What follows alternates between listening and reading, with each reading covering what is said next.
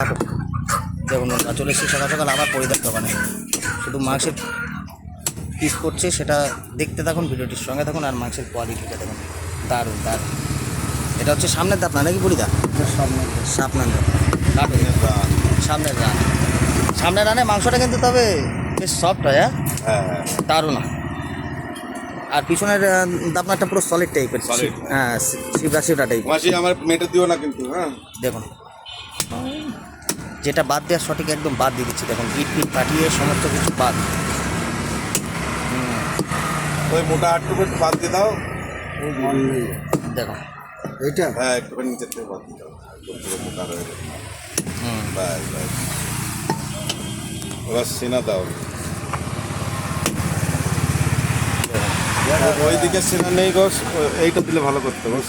আচ্ছা দাও দাও। কোনটা পাতলা? নিচেরটা?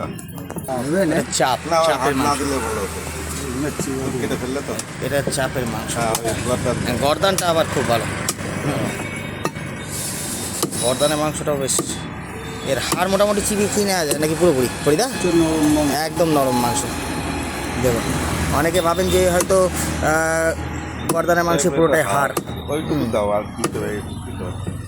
এমনটি নয়। এই হচ্ছে মাংসের কোয়ালিটি। দেখুন এই দেখুন, এটা হচ্ছে সেই পেটি।